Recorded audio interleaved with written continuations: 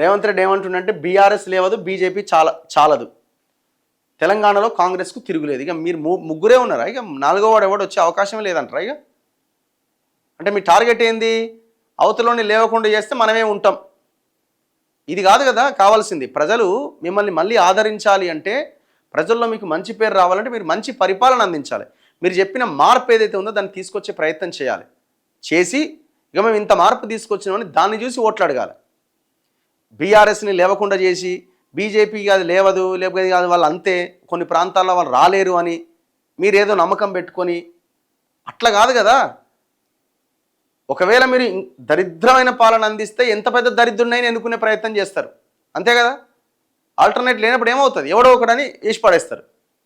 ఇప్పుడు మొన్న మీరు గెలిచింది, కాంగ్రెస్ గెలిచింది కూడా మీ బలంతో గెలిచిరా?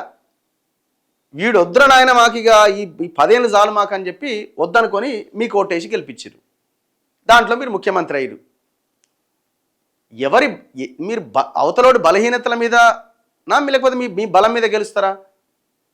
బీఆర్ఎస్ లేవదు, బీజేపీ చాలదు అనుకొని మీరు రేపొద్దున ఎలక్షన్లో గెలుస్తామంటే ఎట్లా? ఇది నాయకత్వ లక్షణం కాదు. ఇది ఇక్కడ హార్వర్డ్ యూనివర్సిటీకి వెళ్ళి 21వ శతాబ్దంలో నాయకుడు అనే చదువుకొచ్చిన వాళ్ళు మాట్లాడాల్సిన మాటలు కావు ఇవి.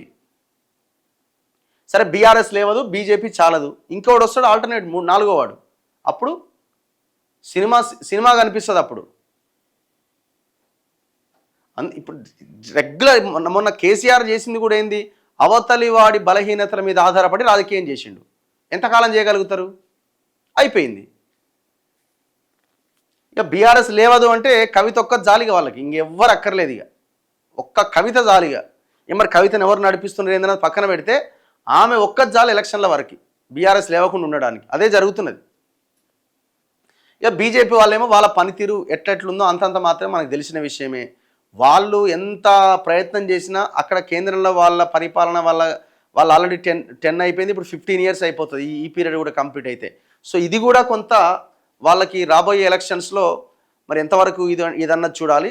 ఏదేమైనా కాంగ్రెస్ పనితీరు మీదనే డిపెండ్ అయి ఉంటుంది. బీజేపీ అయినా బీఆర్ఎస్ అయినా ఇంకోటైనా.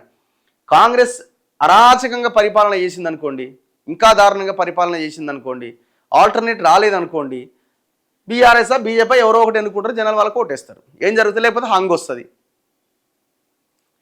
ఇట్లాంటి పగటి కళలు కనకండి, ఇట్లాంటిది పెట్టుకోకండి. ప్రజలకు మంచి చేసి మా బలం మీద మేము గెలుస్తామని చెప్పే ప్రయత్నం చేయండి. ఇక వాళ్ళు లేవరు, వాళ్ళు వీక్ కాబట్టి మేమే గెలుస్తామంటే ఎట్లా?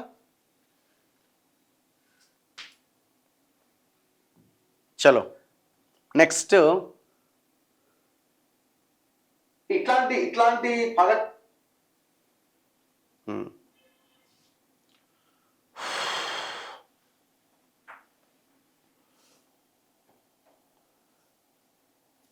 తెలంగాణ ప్రభుత్వ ఉద్యోగుల పీఆర్సీ మరియు డిఏ సమస్యలు ప్రభుత్వం దృష్టికి తీసుకెళ్లాలని కోరుతున్నాం. అవి వాళ్ళ దృష్టిలో ఉన్నాయి, కానీ ఆయన పైసలు లేవు అని దాన్ని తాత్సారం చేస్తున్నాడు. మీ ఉద్యోగ సంఘాలు జేఏసీలు వాళ్ళు పనిచేయాలి. ఇప్పుడు మొన్న ఆయన ఎవరు పొంగులేటి శ్రీనివాసరెడ్డితో ఉద్యోగ సంఘాల నాయకులు టీజీఓ టీఎన్జిఓ వాళ్ళు మేము బాగా పనిచేస్తున్నాం సార్ అని జోక్తా ఉన్నారు. మరి వాళ్ళు అట్లాంటి ఉద్యోగ సంఘాల నాయకులు ఉంటే ఈ ఎట్లా సమస్యలు పరిష్కారం అవుతాయి? ఎలక్షన్లు డైరెక్ట్ ప్రచారమే చేస్తున్నారు వాళ్ళు అధికార పార్టీకి. గతంలో అదే చేసి ఇప్పుడు అదే చేస్తారు. ఎవడు అధికారం ఉంటే వాడు సంఘాలు చేరుతారు.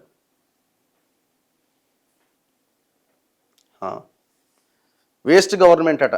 ఎంపీటీసీ జెడ్పీటీసీ ఎలక్షన్స్ ఎప్పుడు వస్తాయన్నా ఏమో మేబీ ఎలక్షన్స్ అయిపోయినాక రావాలి. మరి అది పెట్టరా ఏం క్లారిటీ లేదు, దాని గురించి అయితే మాట్లాడతలేదు. ఎందుకంటే ఇప్పుడు అక్కడ ఈ బీసీ రిజర్వేషన్లు అన్న అంశం చాలా పెద్ద ఎత్తున పనిచేస్తుంది ఇక్కడ. ఇప్పుడు మున్సిపల్ ఎలక్షన్స్లో ఎందుకు ఆ అంశం పెద్దగా రాలేదు అని అంటే, జనరల్గానే ఈ అర్బన్ ఏరియాలో టౌన్ ఏరియాస్లో ఎస్సీ ఎస్టీల జనాభా తక్కువగా ఉంటుంది. అండ్ ఇప్పుడు మీరు రెడ్లు అక్కడ పోటీ చేద్దామన్నా, రావులు అక్కడ పోటీ చేద్దామన్నా కొంత అవకాశం తక్కువగా ఉంటుంది. గ్రామాల్లోకి వచ్చేసరికి ఏమవుద్దంటే వాళ్ళే పెత్తనాలు ఉంటారు కాబట్టి జనరల్ స్థానాల్లో వాళ్ళే పోటీ చేస్తూ ఉంటారు. కాబట్టి ఈ ఎంపీటీసీ జెడ్పీటీసీలో ఈ పార్టీలకు ఉన్నది సాగు ఇప్పుడు రిజర్వేషన్ల అంశం. మరి దాన్ని ఎట్లా మరి పెట్టరా అన్నది చూడాలి. లిక్కర్ స్కామ్ ఎక్కడుంది? ఇంకా అది రైతు బంద్ ఏది వస్తుంది? ఇప్పుడు ఎలక్షన్లు వస్తే ఇక అది వస్తుంది.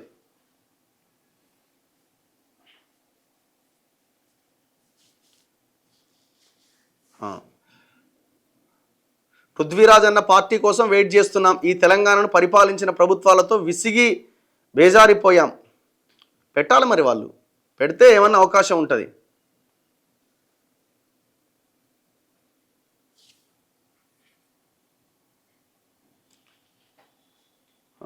చాట్ జీపీటీ వాడండి అని సలహా ఇస్తున్నారు. ఖచ్చితంగా ఇది మీ రిపోర్టింగ్ను మరింత వేగవంతం చేస్తుంది. Okay, thank you. Job notifications గురించి డిస్కస్ చేయండి తప్పకుండా. నెక్స్ట్ మిగతా వార్తల్లో, ప్రజలు ప్రభుత్వానికి సమాధానం మాత్రమే ఇస్తున్నారు, ప్రభుత్వ బలహీనతలతో ఆడుకోవడం లేదు. కవిత గురించి, తెలంగాణలో ఎక్కడ దిక్కులేక రేవంత్ గెలిచిండట.